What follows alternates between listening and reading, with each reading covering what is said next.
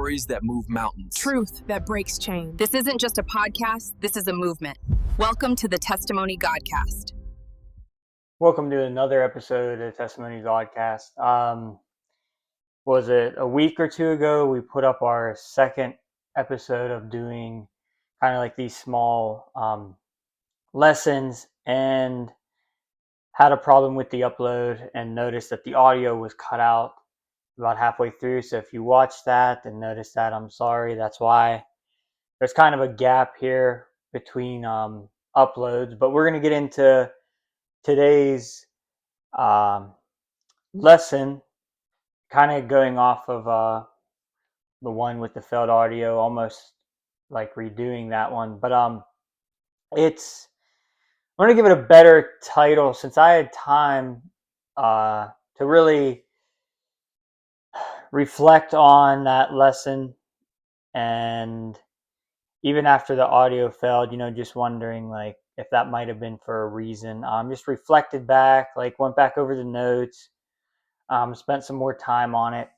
And I think it needs a better title and reason for it. So we're going to actually make this building your household on rock rather than sand. And I kind of think that speaks for itself. Obviously, if you throw a house up on rock, it's obviously going to stand and be strong and whatever. But obviously, if you go build a house right on sand, nothing else to it, moisture comes in, storms come in, pull the sand away, the house is going with it. So now that's just the obvious breakdown of it, but we're going to get in deeper with it and what we actually mean by today's title. It's about these households and the let's say the married couple that happens to own the said household, but most of this is going to reflect on the leader of the house, which would be the husband here. And we've got a couple verses here that I want to look at. Let's see, where do we start? I got a lot of notes on this one since we had time to go back and reflect and actually get deeper on this than the episode that failed. So maybe that's the reason why the first upload of this did not work. In Matthew, we'll start with this. Matthew 16:18 says that upon this rock I will build my church, and all the powers of hell will never be able to conquer it. So that's just going back to making sure you have a strong foundation. Now, that doesn't mean to just build an actual house on rock. Obviously, there's a biblical meaning to this that we're touching here. It means that if you build your house on shallow and worldly things, ideas, topics, lifestyle. I would actually say lifestyle is the word here. Yeah. That it would be more of like building your house on sand. It's unstable. The world's unstable. The actions of what people do in this world, especially nowadays, is unstable. Everything that is unstable is pushed. If you put a house on that unstable, well, that's not the word. If you put a house on, let's just say, topics like that, it's obviously not going to be good. You don't want to put your house, which technically means your life, if you're married, your family's life in that situation. You want to be as strong as possible, right? You don't want your house pulled away at the first sight of moisture or rain or anything that comes in to take it away. And for this instance, rain being, evil doings of the world, spiritual attacks, demonic type of how do I want to push this across here? Demonic pushes that this world are made to be cool and normal. So what I mean by that would be excessive drinking, like alcohol, having that go through your home is one thing that's pushed to be a normal thing to do. It takes the edge off. It's a good time. But the big picture of that, look what that usually leads to. It turns into abuse. It turns into depression. It turns into I need to rely on this liquid to get through the day. It pulls you away from the family. I mean, it's everything that, yeah, it looks cool, but look what it actually does. I wouldn't even say, yeah, in the long run, but even in the short run, if something's good like that, why are you so sick the next day and so on? So things like that. Obviously, what else would be a demonic attack if your house is built on sand? That would look like it doesn't mean anything, but is actually a planned attack that goes after houses on sand, marriages that are in these houses of sand, I guess you could even say, with how unstable some of them might be. We could even touch base on the whole lust aspect of it and how a lot of people struggle with the whole porn things nowadays, and how that's becoming more normal and normal to see and look at. I mean, sometimes even in public now, it seems like the world's even pushing this for a public eye. Um, and yeah, that might feel like, you know, not a big deal. Like it's just a little video. It's just a release you might need, whatever it convinces you to look at that and do it. Obviously, bringing that into your household is putting your house on sand and making it extremely unstable. Yeah, all things like that are things you have to prevent. You have to have a house on rock to keep these things out. These things will come in and destroy your family, destroy your marriage. And these are just two examples, two very obvious examples, um, that attack the houses that are on sand. And there's a lot more to it, obviously, but these are just two prime examples. If your house is on sand, anything can really sneak in. It's an open door for all wrongdoings and evil things. So it's really important here that, just going back to what the title is, you gotta have your household, you gotta have your family on rock, um, and it goes to the strong leadership of the house being the husband. Like he has to lead his household in things that protect them from that, but also in things that, you're doing the right things, you're practicing the right things, right?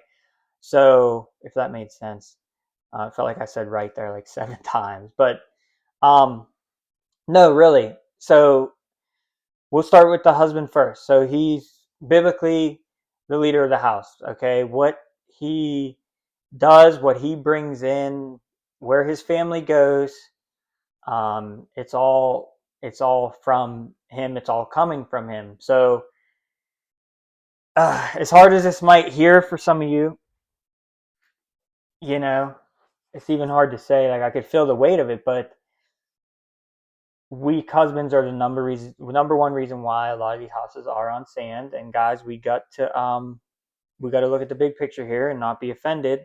But if you have that alcohol addiction, if you have that porn addiction because you think your wife is starting to slip away from things like that, and so on, and you're leading that direction and you're doing worldly things, you're watching movies that show things that are completely against God, like even blatantly, it's not even hidden anymore. And you're bringing those into your house, all these evil things that are meant to look normal, they're meant to look normal for a reason, okay? Like these things, especially in the world now, are pushing things like this so hard to be normal because of what it's causing people to lose. And what I mean by that is like they're losing their relationship with God by falling into the world of thinking like partying, drinking, drugs, sex, all this crazy stuff that's happening 24/7 is fun and normal.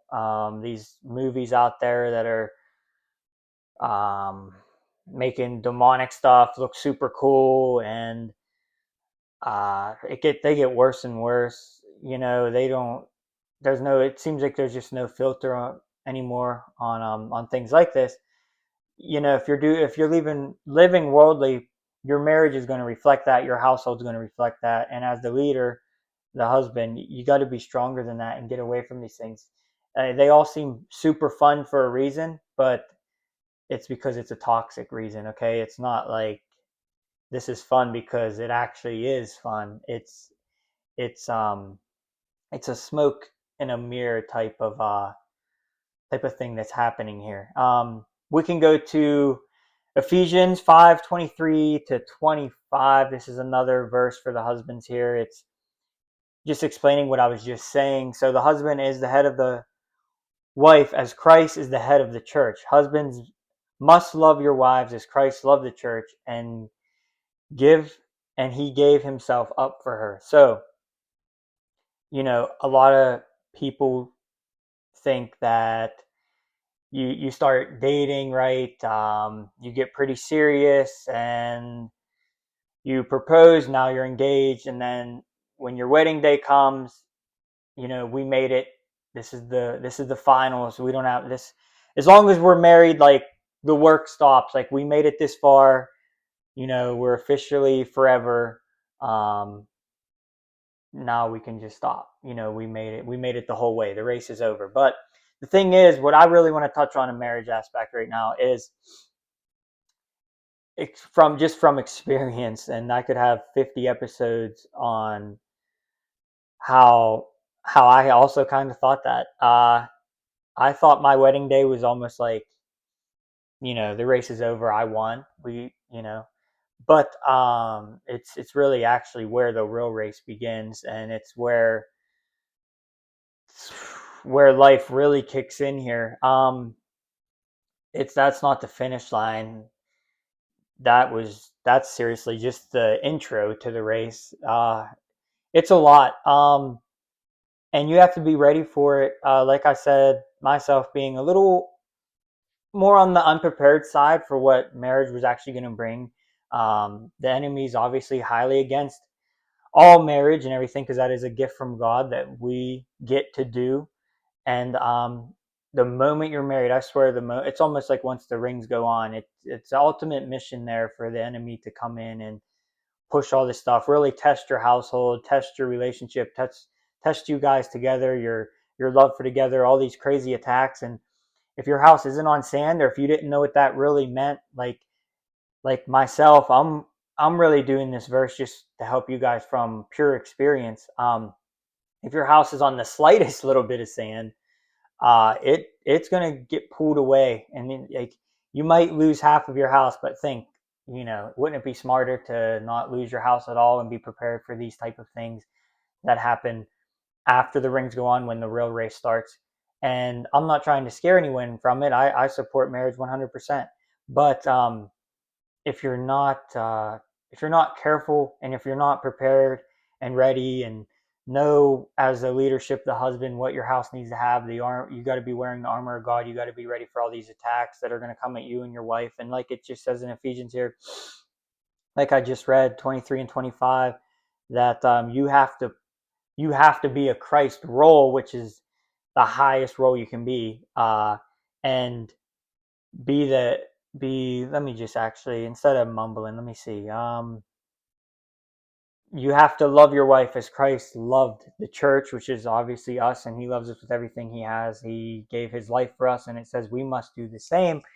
If you're thinking marriage is just some finish line thing, and you don't see this verse or act like this verse means anything, then you're on sand, and a lot of bad things are going to happen. It's going to rip you guys apart. And sadly, if you guys don't get it turned around in time, the enemy will get what he wanted out of you guys and get his win with a divorce happening and a destroyed home and everything else that comes with it. If you have kids involved, the whole family separations, and it's like a civil war. I mean, it's just a mess.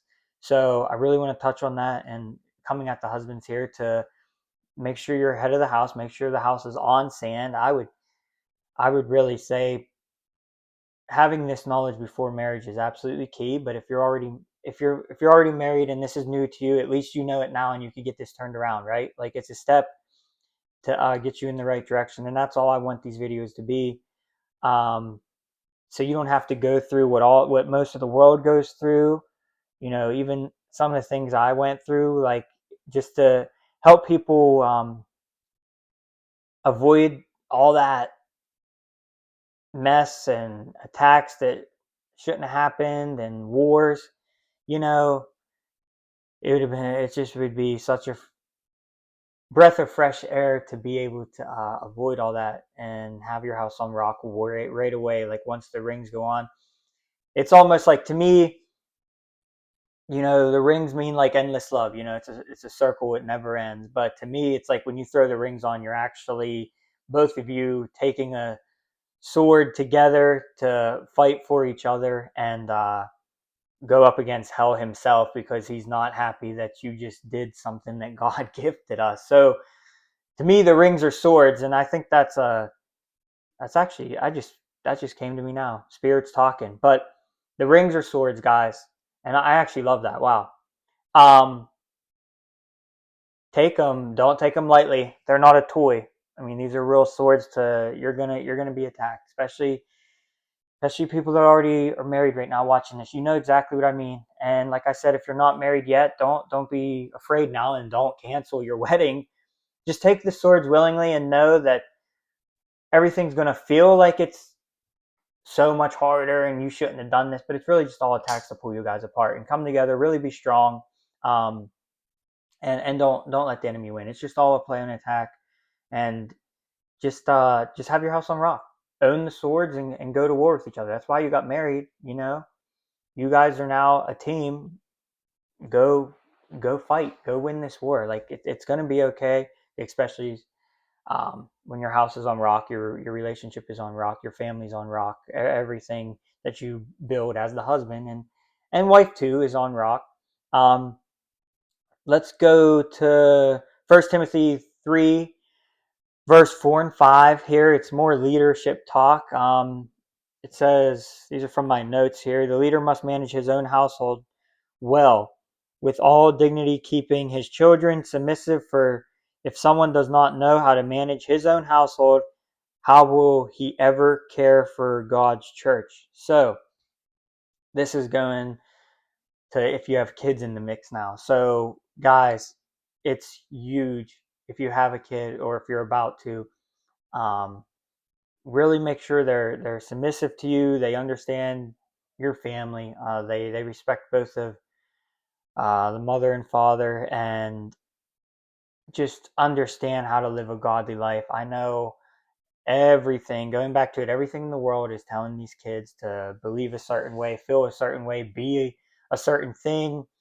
And just, like, the world knows, the enemy knows, kids are sponges. They'll believe anything, they'll do anything they see that looks cool, shiny.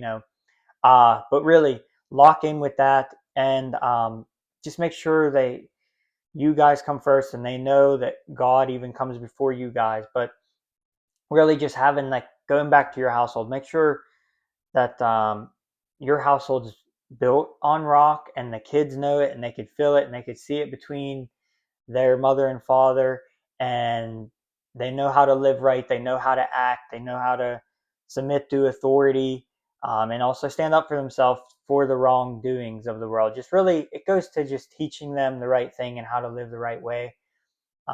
Like I said, if they know that way in advance, way before their wedding day or anything like that, they'll be way better off. As the world's going to test them extremely, extremely hard now. The world's being really crazy with our kids nowadays, convincing them certain things, pushing certain agendas, how to act, how to go against your parents. Just the enemy is just out of control with running this world right now, and it's getting worse. So if you have kids, or if they're on the way or brand new, just make sure you really follow this verse here and take it extremely serious. because you never want your kids growing up the wrong way and being in harm and going against you guys, or believing something believing something that's not even real, and um, everything that's just getting pushed right now. It's just I'm starting to like lose it right now because it's just so much is wrong and everything they're pushing on these kids. It's just a lot to even wrap around. So just make sure that they're strong and they know where they come from and what to actually follow, and that's just God and His plan and His way of life for them, and everything. Yeah, I can't believe how bad this world is right now. I'm just getting flooded with everything that they keep pushing, and wow. Moving on though, not to get wrapped up in that. We'll go to Ephesians. Let me actually flip to this. Back to Ephesians here. It's actually the verse after the one we read earlier. It is, let's see here. Give me a second. I had it saved and then my bookmarker fell out. So, where are you? Here. Give me a second. Sorry for the pause. We will get back on track here in a small second. What did I have saved? There we go. Okay, we're back. Okay, so that is 22 and 24 now.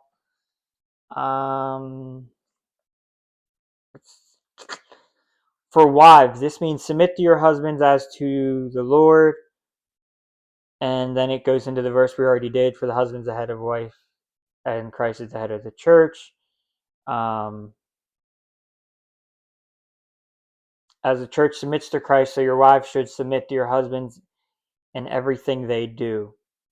For husbands, this means love your wives as Christ loved the church. He gave up his only life for her to make her holy and clean, washed by the cleansing of God's word. So, wives, you know, this verse might seem heavy to you, like submit to your husbands, and I know like it does sound like you're powerless, right? And you're going to be taken advantage of, but that's really just an attack here. That is not what God's saying here. It just means that you can't fight for the leadership role. You're not built for that. That's your husband's job. That's why you married him. You guys each have different jobs here, and they're both important in your own ways. But it's saying that, for the house to run right, you could look at it as even your house as a machine. If you want to put it on rock, if your husband has truly good intentions here and guidance for your family and towards God to make you guys right, you got to be submitting to that plan and understanding him and let him actually um, lead the house. I know that word submissive, especially nowadays, is a little heavy and touchy with people, but it doesn't mean that you have to be, you know, a yes woman to everything they say, and then if it is wrong, you're being taken advantage of. And let's say if your house is on sand and you're a wife here and you hear this verse and you're like, oh wow, like I actually should do that. Maybe I don't do that all the time, and your house is on sand and he's pushing like that it's normal for him to be gone every day and him to have all this fun and be at bars and come home late, and I'm biblically I'm supposed to be submissive, so I'll just say yes to all this. No, that's not what God is saying here for you to do. It's more of the godly life that your husband's leading that you must submit to. It's not the wrongdoings that you submit to, because then you're just building your house on more and more sand, and the evil is just growing and growing. So really, wives, just make sure you're submitting your husbands in the right way, but just make sure you're doing it. Don't put up a front. Don't put up of a power struggle. Like, it's nothing like that. It's not meant to be like that. You guys should be comfortable together. You guys should be, obviously in love together. But let the man lead as long as it's the right direction. And if it's not the right direction, you do have a say to be like, hey, this doesn't feel right. I don't need to submit to this. And and so on. But that's all my notes. That's all the verses I have here. That's a whole page today. Wow. Um, please God, tell me the audio did not cut out halfway through this. I feel like this is an amazing video. I really felt like we had some good lessons today. The spirit was rolling. I love the rings are actually swords comment. That was strong. Uh, thank God for letting that come out. That I love that. I'm actually going to use that for myself. But I encourage you guys to really lock in, look at your households, make sure they're built on rock, make sure your marriage is built on rock, make sure your kids are, make sure all these attacks that you have the armor and swords of Christ to go against it and fight against it. And I hope you guys, watch this and reflect the right way and use this to help you guys. And that's all these videos and lessons are for. And we'll be back next Wednesday. Usually these are going to be every Wednesday night that these get posted. We'll be back next Wednesday with another episode. But take this and change your lives around, guys. Okay, and take care. I'll see you next Wednesday.